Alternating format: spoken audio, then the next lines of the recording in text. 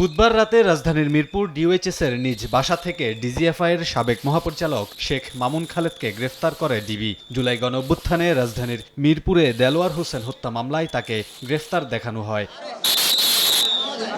বৃহস্পতিবার ঢাকা মহানগর গোয়েন্দা পুলিশের আবেদনের প্রেক্ষিতে ঢাকার মেট্রোপলিটন ম্যাজিস্ট্রেট সিদ্দিক আজাদ শুনানি শেষে তার 5 দিনের রিমান্ড মঞ্জুর করেন।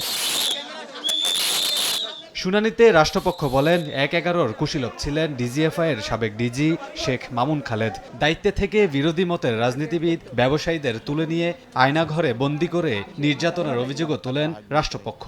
এই মামলা তদন্ত করতে গিয়ে তদন্তকারী কর্মকর্তা এছাড়া রাষ্ট্রপক্ষ বলেন বেগম খালেদা জিয়াকে এক কাপড়ে সেনানিবাসের বাসা থেকে বের করে দেওয়ার সহযোগী ছিলেন মামুন খালেদ, যার কারণে শেখ হাসিনা পুরস্কার হিসেবে ডিজিএফআইয়ের ডিজি বানান। তদন্তকারী কর্মকর্তা তাকে গ্রেপ্তার করে মিরপুর একটি মডেল থানা একটি হত্যা মামলায় তাকে আদালতে উপস্থাপন করেন। বৈষম্যবিরোধী ছাত্র আন্দোলনের সময় মিরপুরে ফলপল্টিতে মোহাম্মদ দেলোয়ার হোসেন একজন আন্দোলনকারীকে হত্যা করা হয় গুলি করে। তার নির্দেশ এবং তার সংশ্লিষ্টতা সম্পৃক্ততা পায়, সেজন্য তাকে এই মামলায় তদন্তের স্বার্থে তাকে গ্রেপ্তার করে 7 দিনের রিমান্ড প্রার্থনা করেন। উভয় পক্ষের বক্তব্য শোনার পর বিজ্ঞ আদালত 5 দিনের রিমান্ড মঞ্জুর করে।